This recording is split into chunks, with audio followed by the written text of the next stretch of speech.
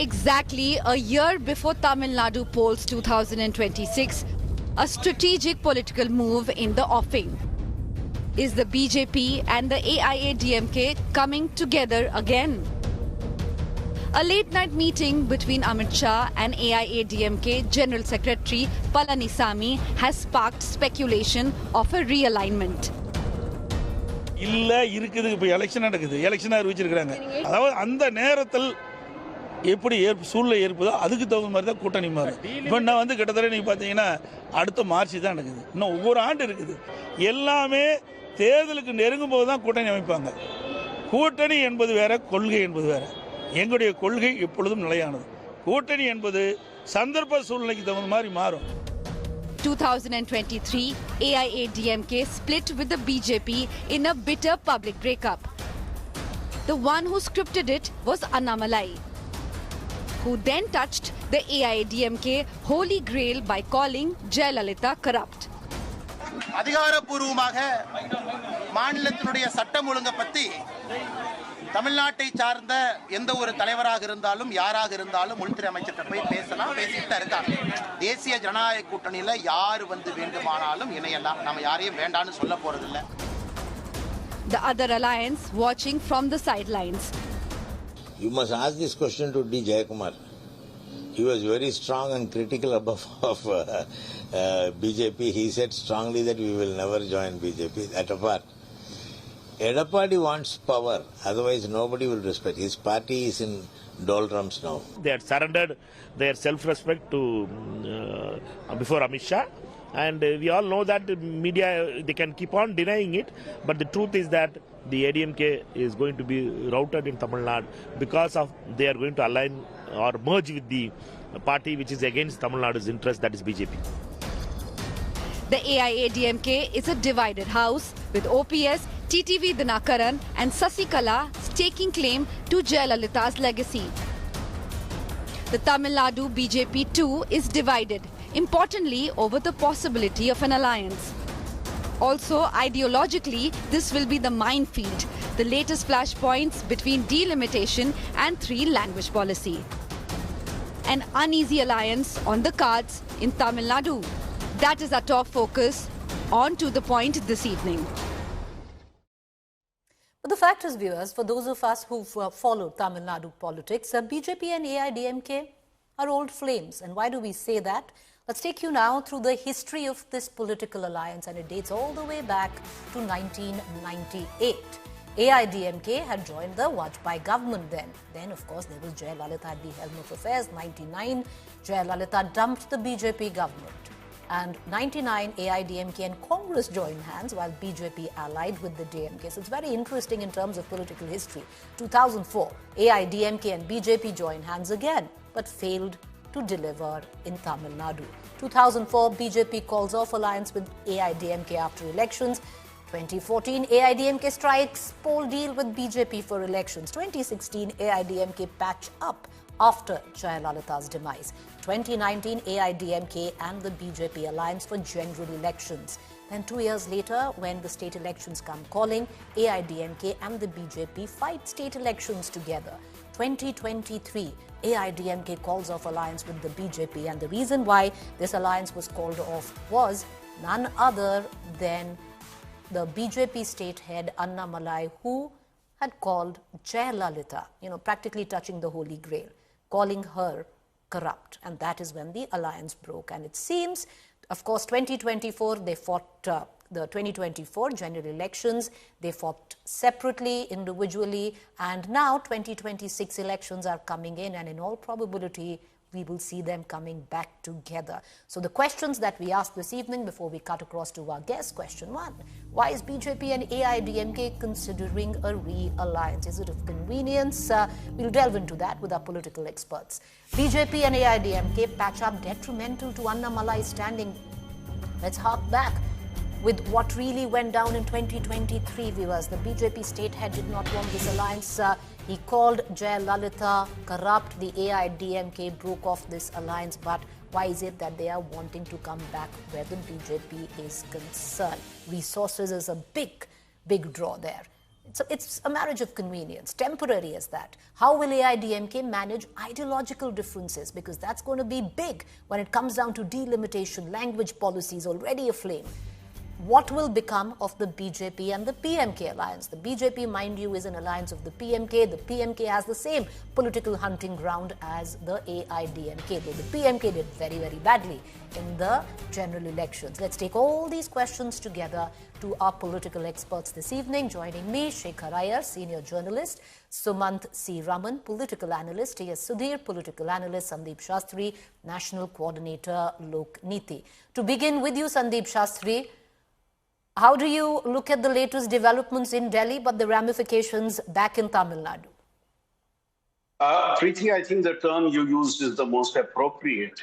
This is a marriage of mutual convenience. With the assembly elections coming next year, the ANNA-DMK sees the need to be having a national party as its partner because they see that as the one way of challenging the DMK.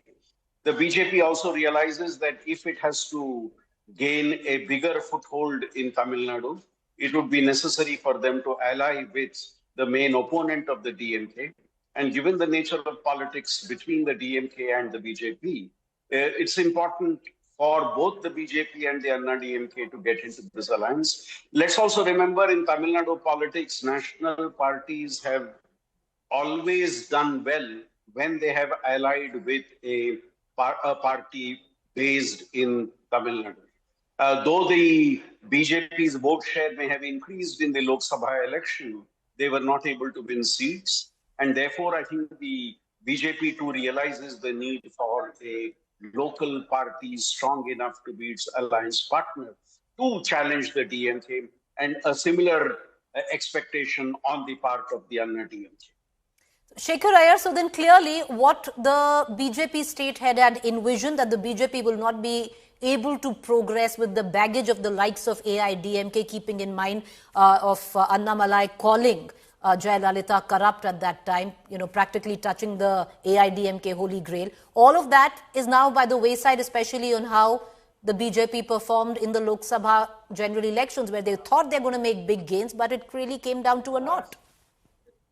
Indeed, Preeti, after the Lok Sabha elections, both the parties, both AIADMK and the BJP, have realized that since they can't do it alone, they have to do it together. Basically, they have to avoid a split in opposition votes. But this thing, which may appear like a bolt from the blue, but a lot of things have happened in the last few weeks. First, there were talks between the new party that has been launched by actor Vijay, Tamil Vetri Katchi, and the ADMK through some interlocutors. But actor Vijay was not willing to play a second fiddle to ADMK in an AIADMK-led alliance.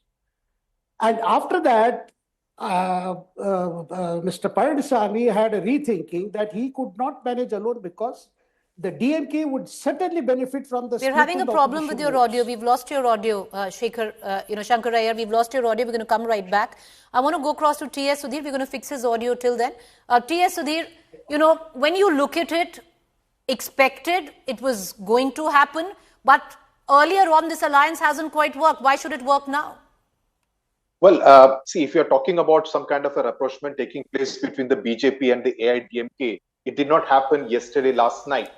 In fact, on the 3rd of March, Annamalai was a guest at the wedding of the son of SP Velumani, who is the strongman of the AIADMK in the western part of Tamil Nadu in Coimbatore. And I think that's where the icebreaker really happened. Annamalai, much to everyone's surprise, was greeted rather warmly by the AIADMK bigwigs at that event. And subsequently yesterday, Edappadi Palanisamy went and met the Union Home Minister. So obviously some kind of background work has happened because both the AIADMK and the BJP realize that 2026 will be the battle to fight for. The AIADMK even more so because they do realize that with the split in the anti-DMK vote, if it fails to come back to power in 2026, it may actually spell big trouble for the party, which in any case has been reduced to a party of Western Tamil Nadu after the last assembly elections. 2021, it did not work for the simple reason that there was anti-incumbency against the AIADMK regime and they lost power. 2024, it was a simple case of the split in the anti-DMK vote. This time also in 2026, that risk is pretty much there because there is the superstar Vijay's party, new party, which is also threatening to take away a part of the youth and the women vote. But in case the AIADMK and the BJP don't come together, along with other parties like the TMC, like the PMK, if they don't put together this kind of a multi-starer rainbow coalition, then there is even lesser chance of them coming to power. At least with this, they will have a fighting chance on paper. It will come across as a formidable opposition to the DMK-led alliance. Before, I'll bring in the other panelists, but you speak of this rainbow type coalition. PMK and AIADMK, of course, very like in terms of positioning, it's quite the same, similar hunting ground where they're looking at how will this rainbow coalition actually work. And the second question, Sudhir, that I'd like to ask you is, what happens to Annamalai now? Because this is practically undermining of Annamalai. AIADMK is not going to broker an alliance at the cost of Annamalai still being where he is. Well, quickly, the PMK's hunting ground, not exactly the same as AIADMK. AIADMK is a much bigger party with a much bigger catchment area. Yes, they have lost a bit of the heft in the southern part of Tamil Nadu after the exit of leaders like Paneerselvam and TTV Dinakaran. PMK is much more of a one-year belt-dominated party. Much more of its catchment area is in the northern part of Tamil Nadu. As far as Annamalai is concerned, very important question as to how the BJP will deal with it. Annamalai's comments against Jayalalitha and to an extent against CM Annadurai were instrumental in the exit of the AIADMK from the NDA. Now, if the AIADMK is to come back to the NDA fold, it would obviously put the condition that Annamalai cannot be at the forefront of the entire NDA the NDA alliance in Tamil Nadu. The other big problem is that both Annamalai and Edappadi Palanisamy come from the same Gounder community and both of them in the sense of their Karma Bhumi from the western part of Tamil Nadu, given the fact that Annamalai contested from the Coimbatore Lok Sabha constituency. How will the BJP and the AIADMK reconcile that? It's quite possible that they may form some kind of a coordination committee with other senior leaders of the BJP also having a say so as to reduce Annamalai's importance in the party. But in the long-term interest of the party, I don't think the BJP will completely undermine or neutralize Annamalai's importance, because whatever the BJP is today in Tamil Nadu, if it is seen as punching above its weight, a large part of that credit really goes to Annamalai. Shankar Iyer, would you want to weigh in on that? Because if you, Mr. Iyer, if you look at it, at somewhere you have an Annamalai who wanted to pull away, it didn't quite work out. Now, you have AIADMK, which is a divided house in Tamil Nadu, everyone trying to claim or, reclaim the legacy of Jayalalitha. But the BJP is also a divided house. You have two very strong leaders, and H. Raja in one account and Annamalai in one account. And H. Raja is the one who seemingly is mooting for this alliance. Well, Preeti, with the central leadership stepping in, central BJP leadership stepping in, the larger goal is to somehow ensure decent numbers for the opposition in Tamil Nadu.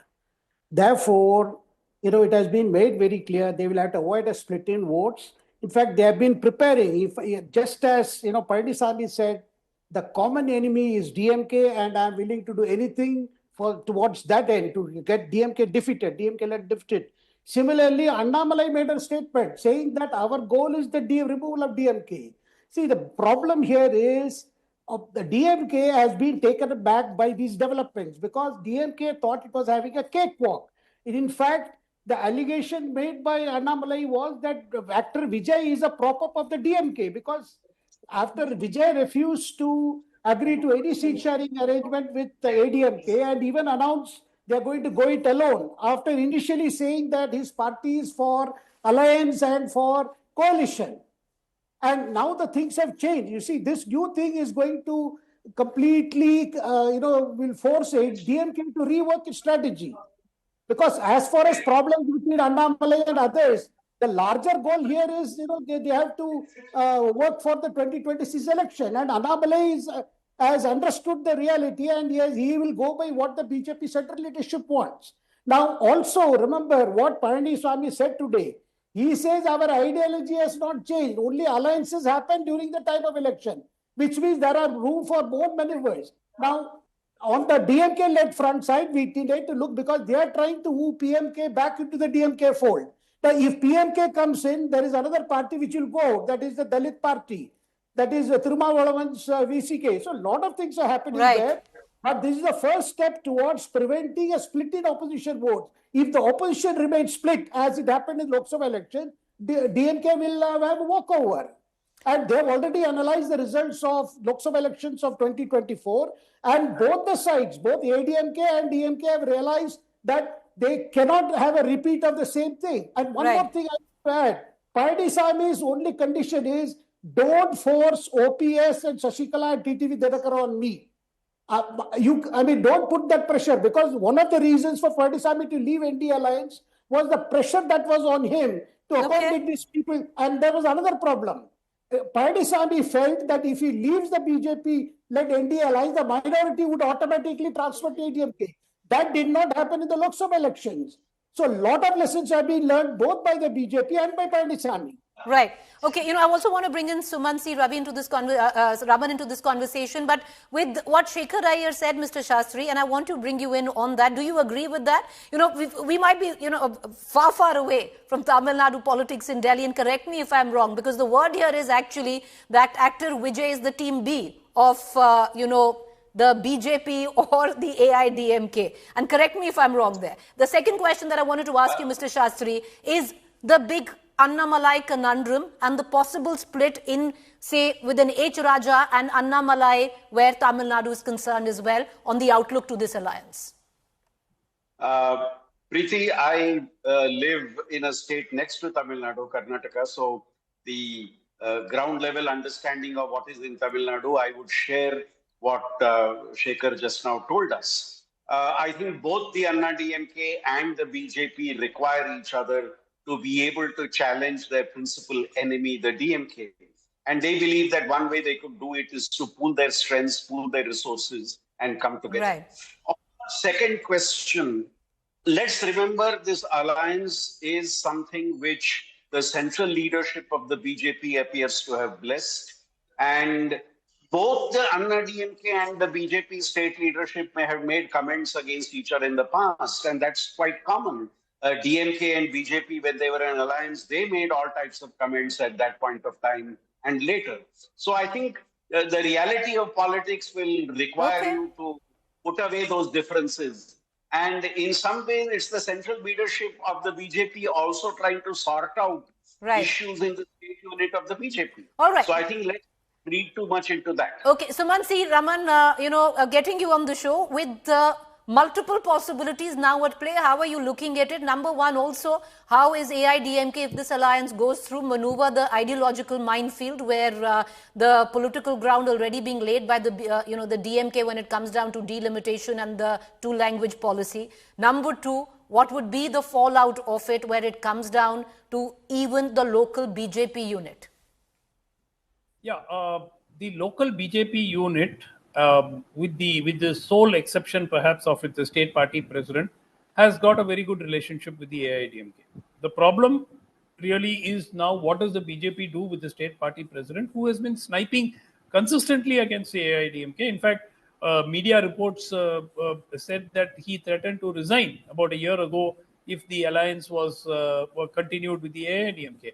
So now the BJP has to take a call on what they are going to, how they are going to handle the situation. Even yesterday, he did not issue what was a wholehearted welcoming of this. He said anybody can meet the home minister. That is no big deal, kind of a statement was made. So they have this problem to solve. The second issue is, it's very surprising, Preeti, that the state unit and the central high command of the BJP have been doubling down on this language issue. The language issue is where DMK, AIADMK and every regional party in Tamil Nadu is united on the two-language formula. Why should the BJP now raise this issue? It is not going to be able to impose it because legally the states are not mandated to accept the education policy at all. So that part is still not clear. Why are they doubling down on this? Delimitation is not going to happen before 2026. Everybody knows that. Election Commission says census will have to be completed.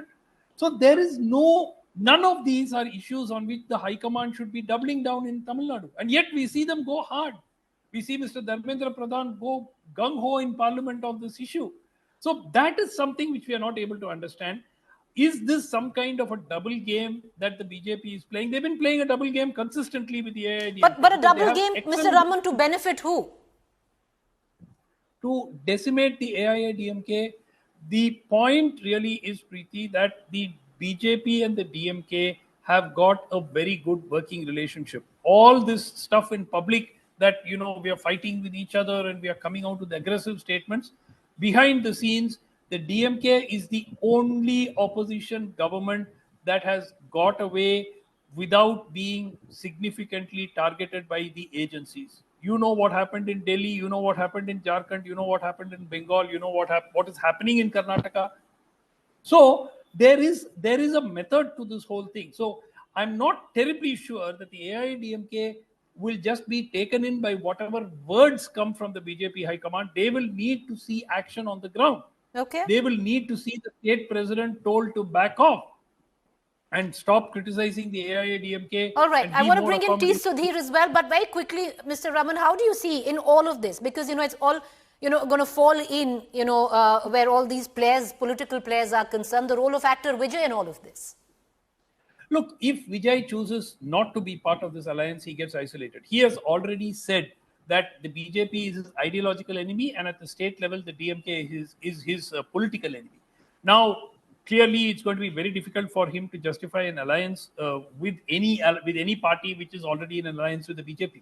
But having said that, he then becomes isolated, because then the question is, between two big alliances, when there is a fight, the third player usually gets squeezed out simply because people will vote for whom you don't want. So those who don't want the DMK will tend to gravitate towards this alliance. So, and therefore, it makes a lot of political sense if the AIADMK, BJP, PMK, DMDK, Mr. Vijayakant's party, and very importantly, there is an outside possibility of a small regional outfit, Tamil Nationalist Party called NTK, which commands about 6 to 7% of the vote.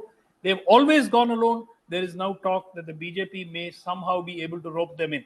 If that comes to fruition, then we are looking at a combine that can potentially defeat the DMK alliance in 2026. All right. I'm going to give all of you just 30 seconds on what you're going to be watching out for over the course of the next 7 months as we lead up to elections in 2026 in Tamil Nadu. T.S. Sudhir, would you want to go first?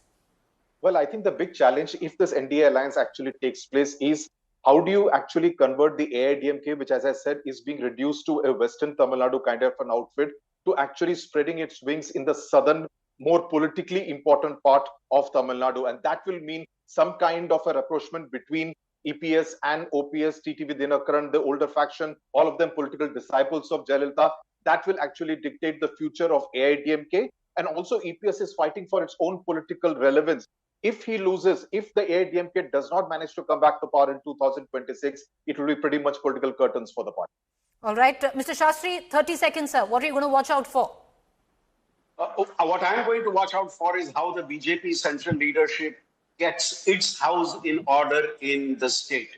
How does it manage the Annamalai factor and other factors? And for the Anna DMK, I think how the Anna DMK is able to take advantage of an alliance with a national party and allow some of the tensions which possibly could be there with a national party, two-language formula or delimitation, to be put on the background and focus on the assembly elections. These are the two issues which I think will be Mr. Raya, dominant. would you like to go next, and then we'll close with Mr. Raman? Well, I think a lot of discussion has happened between this one-to-one between Amit Shah and Palanisamy.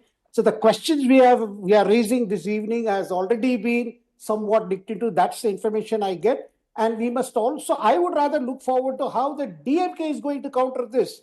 Will it race to ensure some kind of an understanding with the central BJP, as Mr. Sumant P. Raman was suggesting, or will it brace up for a situation where the opposition could actually get united? Because on the ground, there are several anti-incumbency issues of which corruption is topmost, Preeti.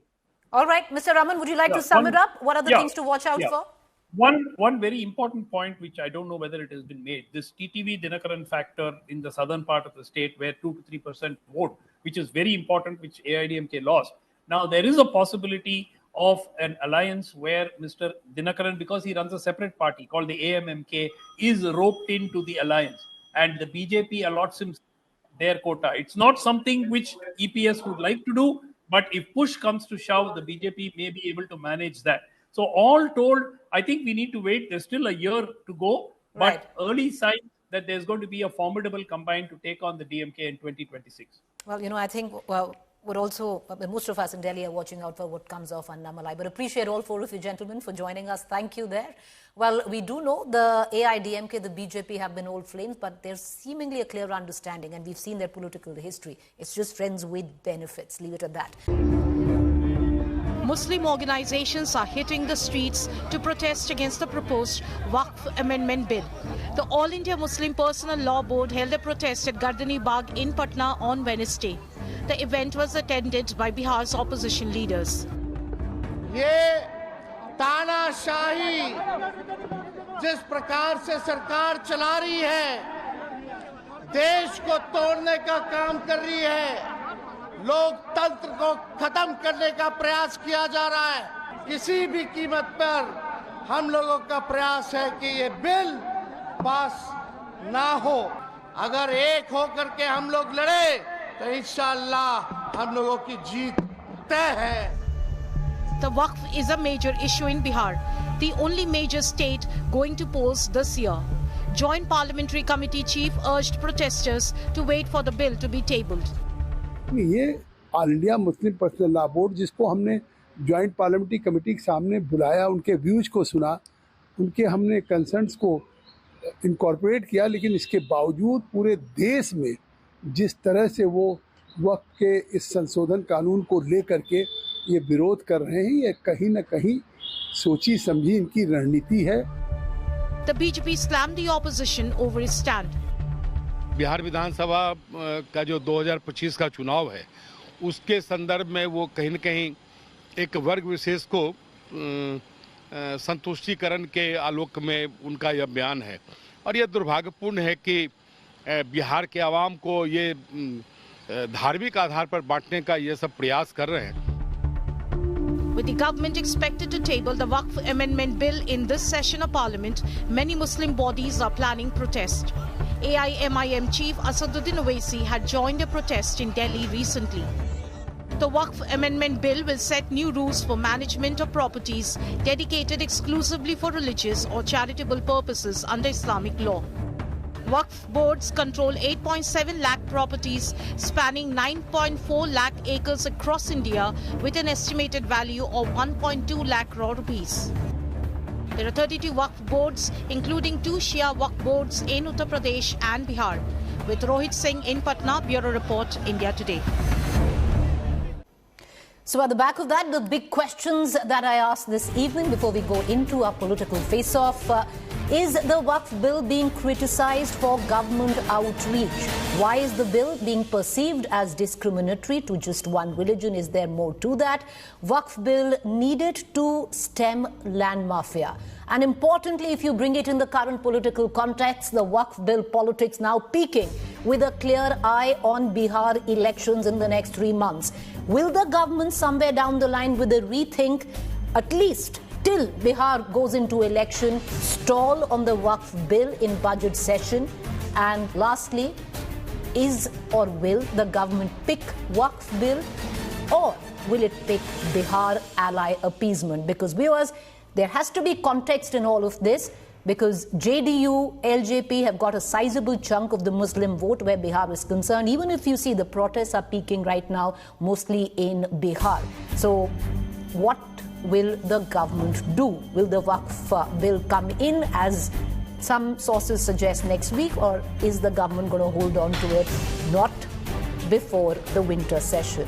Well, let's take this debate to our panelists this evening. Joining me, Syed Nasir Hussain, Rajya Sabha MP, Congress, Tuhin Sinha, National Spokesperson, Bharatiya Janata Party. I want to cut across immediately to Tuhin Sinha. Tuhin Sinha, what's interesting in all of this is, while there's a fair amount of rhetoric on the Waqf bill, number one, it was to be tabled in the budget session. It still hasn't come. And the reasoning seems to suggest it's the Bihar elections. Your allies are a tad bit not unhappy, but very uncomfortable. If this bill actually is tabled in this session, it could have political ramifications for them back home in Bihar.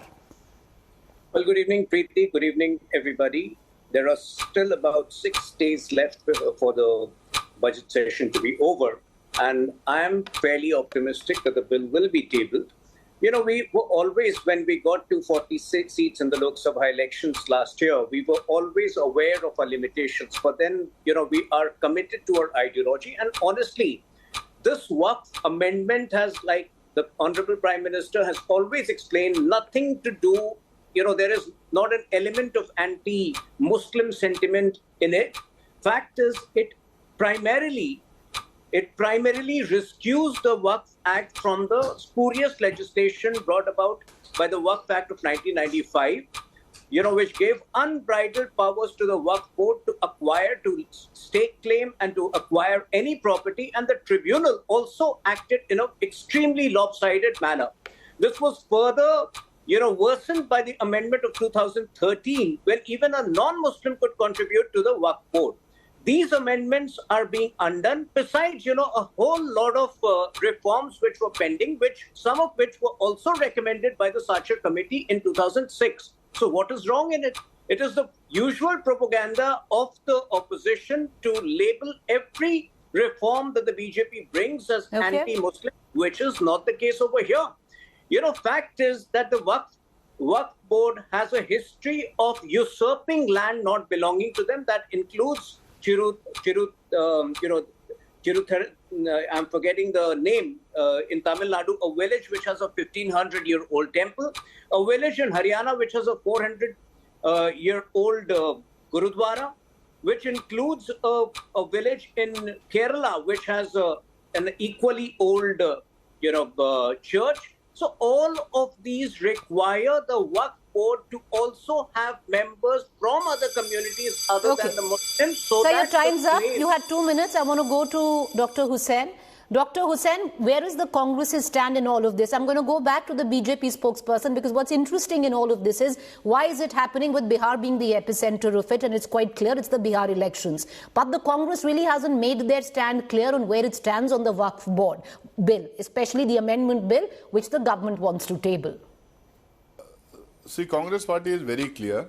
Congress party took a position when the bill was introduced in 2024 in Lok Sabha. Congress party feels that it is a very unfair law. It feels that it's a targeted legislation. It feels that the bill denies the multi-religious character of our society by divisive act. It dilutes and diminishes constitutional provisions that guarantee equal rights and protections to all citizens regardless of their religion. It believes that this bill is to demonize minority communities by spreading false propaganda and creating prejudice. There are lots of provisions in this bill which weakens the Waqf institutions as it was been there for long years. So the entire target of this bill is to demonize the communities, spread false propaganda, weaken the Waqf structure, weaken the administration of the Waqf, and also to tell that this is what we can do to the minority communities in our country. This, if we can't change the constitution, we will definitely change the provisions that keeps the diversities alive in our country. This is what it is. So it is very clear that JPC was constituted on the demand of the opposition parties, but in JPC, of which I was also a member, there would have been more detailed discussion. The stakeholders, most serious stakeholders should have been called. People, those who are not stakeholders, organizations, they have nothing to do with what were called. And finally, the bill, the JPC report was bulldozed. It was given in the night and morning. It was adopted, and then the main feature of any JPC would be the clause by clause consideration. All right, I'm going to go back, but I'm going to begin with you this time. The bill that was not done. Dr. Hussain, I'm going to begin with you, and I asked you a question, which I will also, now bring in your BJP spokesperson in it. But first up, Dr. Hussain, was there tacit support today by the Congress to the All India Muslim Personal Law Board that held protest, mainly in the state of Bihar? See, whichever organizations have been organizing protest on the Waqf issues. Congressmen locally or people, those have been invited by those organizations, have gone and spoken there. But the Congress party has opposed the Waqf bill in 2024 when it was introduced in the Lok Sabha, and it has opposed its members in JPC have opposed the draconian law in the JPC as well. All right, okay, Tuhin Sinha, while, the argument is, and many would suggest that it is correct to a limit where you say that the Waqf bill is there to stem land mafia, but having said that, it can also be read as highly discriminatory against one religion, and especially where you have trusts of other religion who are going to continue to hold their property. So why should not it be seen under the lens of being discriminatory and trying to only target a particular religion? Well, on the contrary, one of the important amendments is to enhance the representation of the Waqf board and to include, Muslims from the backward communities also. And also to include, also to have in the Waqf board a Hindu member. Now, why is that? So I explained you that right at the start, because, most of the properties which have been usurped or claimed have belonged to other religions. So you need to have representatives from those religions to also contradict and to rebut the claims made by the Waqf board. And that includes, I was mentioning about this village, Tiruchentarai, in Tamil Nadu, where a 1500-year-old temple has existed, and the Waqf board claimed ownership over that entire village. That applies to many other Hindu lands, but the Muslim community, and especially the poor among the Muslim community, have equally, been a victim of the aggrandizement habits of the Waqf board, which the Congress party refuses to acknowledge, because Congress party essentially, its sympathies lies with a certain Tuhin section Sinha, of as I bring in Dr. Hussain into this conversation, the next question I'd like to ask you is the BJP of the same opinion of an equal representation of other religions in Hindu trust boards? No, there is a difference. No Hindu trust board is acquiring land belonging to different communities. You give me an example. If the management of a temple and land ownership rights are completely two different things. So you cannot compare it with the management of the Tirupati temple or any other temple, because this was clearly about land ownership, which by default gave birth to a malified land mafia, which had to be curtailed. So please understand, there is a very clear difference over here. No Hindu temple management gets into acquiring land of other communities across the country. Dr. Nasir Hussain, you want to come in on that as a counter? Go ahead, sir. See, first of all, the example that is being given of the Tamil Nadu village, the Waqf board did not claim that it is a Waqf land. In fact, the Waqf board said it is not a Waqf land. This was a wrong entry that was done by a government revenue official. Let me put this record straight. This was very clearly a mistake done by the revenue official at the lower level. It was not declared by the Waqf board. This is the kind of propaganda they have unleashed on Waqf board, number one. Two, no, if you can give even one example where the Waqf board has claimed lands which is not its own land. Waqf board has only claimed those lands which have been encroached. And the encroacher can be from any community. Encroacher can be a Muslim, can be a Hindu, can be a Sikh, can be a Christian, can be government. Encroacher can be anybody. Only those land has been claimed, and there's no power for Waqf board to go and register any land as its own land. Only the court can decide, only the revenue officials can decide. Once the Waqf board finds that there are relevant papers of particular land being the Waqf land, they will send it to the district collector. They will send it to the district revenue authority. On a larger debate, authorities, right? Just hold on, ma'am. The revenue authorities will go through all the procedures of registering a property as they do it to anybody in this country.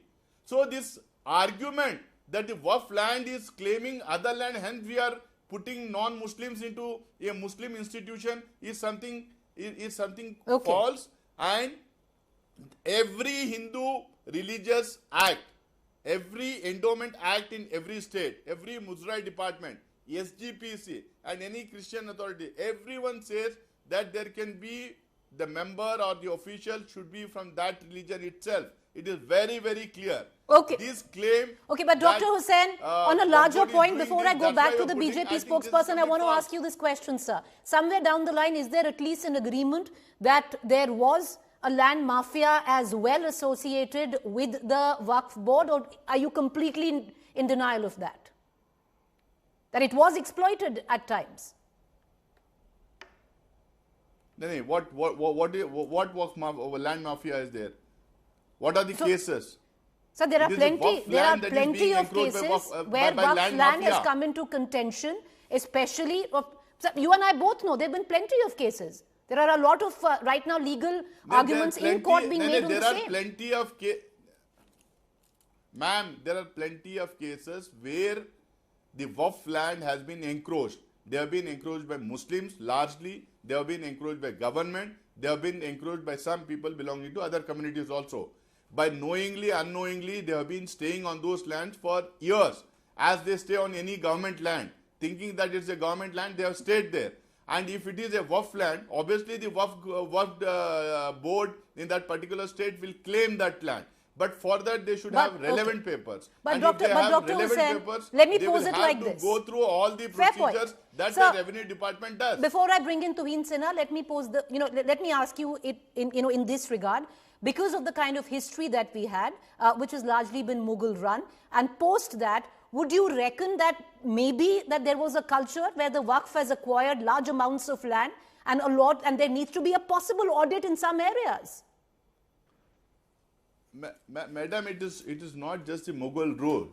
There have been dynasties which have been ruled by Muslims for more than 1,000 years. Fair point. How does that have to come into picture now? If there is an Waqf land, if it has been donated by X, Y, Z, or it has been given by the government at different times, and if the records are there, and if it is there in usage for a long time, and if it has been registered by the Waqf property by going through all the procedures after 1947, so it will be Waqf land. Okay.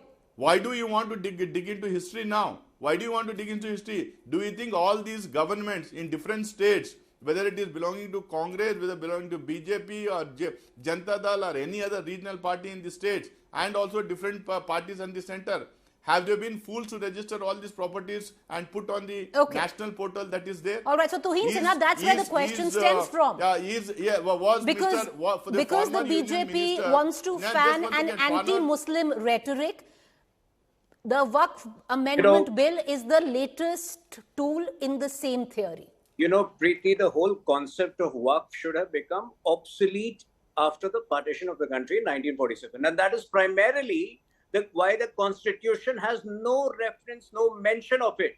But it was the vote bank politics of the Congress party which had introduced the Waqf Act in 1954. A lot of blunders have subsequently been added with the Waqf Act of 1995 and the subsequent amendment of 2013, which need to be corrected. This is a bold government which will go all the way to make those corrections so that the future of this country does not suffer. But Tuhin Sinha, you might say this is a bold government, but the messaging can also be a discriminatory government which is looking to override the constitution. On the contrary, that is for you to decide. Some of the journalists may consider it discriminatory, but a major part of the media considers it's not the media, sir. The reason why BJP is repeatedly being voted back to power is because the people realize that this is correction of historical wrongs which have been repeatedly taken. All right, I want to go in for last comments right now. Allow me to complete just 1 second. Mr. Hussain seems to be living in denial. He's saying there are no instances of, aggrandizement. Just last year, you could recall 1,200 acres of farmers' land were claimed by the Waqf board in Karnataka. And one of the ministers, Zamir Khan, was, showed extra alacrity in facilitating that.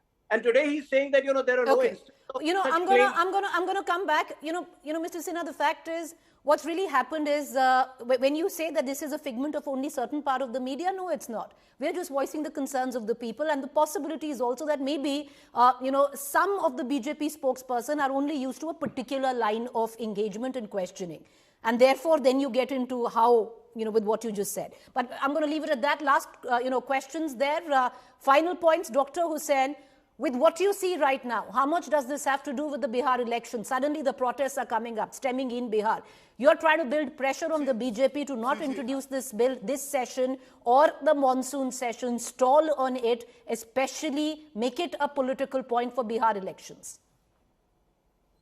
See, I'll tell you something. Let me first give a rebuttal to the BJP spokesperson. If he says that it doesn't find any space in the constitution of our country, then let him go and read what is Article 25, Article 26 and what Article 29. If he says that Waqf board shouldn't be there, then he should also go and do away with the endowment board, with the Musrai department, with the different religious act that has been there in Orissa, in Telangana, in Karnataka, in Tamil Nadu, in Bihar, in Jharkhand. Everywhere the acts are there.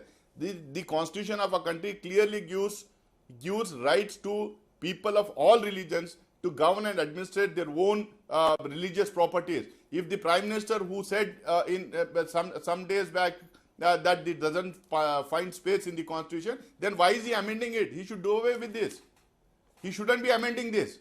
If the BJP spokesperson and his party feels that there is no space, then they should remove endowment acts. Then they should remove Musrai departments. Then they should do all these acts, religious acts. Then they should say they'll have nothing to be 17% is the population of Muslims in the state of Bihar. 7% was what your ally Nitish Kumar got in 2020. 7% of the 17%, and couple of, a percent or two went to LJP. The allies, it's important that you don't create an anti-Muslim sentiment because they need that vote. Is the BJP going to pick ally appeasement over the Waqf bill is the question. Two things. So at least as of today, both the allies you have mentioned have shown full support for the bill, the Waqf Amendment Act. Not really. The JDU hasn't really the JDU hasn't made it clear on where they stand on this, sir. Well, it's been 6 months and there has been not an iota of opposition. Everybody need not have a stand. So if they are not opposing it, if they don't have a ground to oppose it, that obviously means that they are supporting it. Number two, you have seen that the BJP walks the talk. जब हम एक बार commitment कर देते हैं तो खुद की भी नहीं सुनते हैं. So it's the Amendment Act is something which is bound to see the light of the day. Okay. All right, let's see how that how that pans out. I appreciate both you gentlemen for joining us. Thank you there.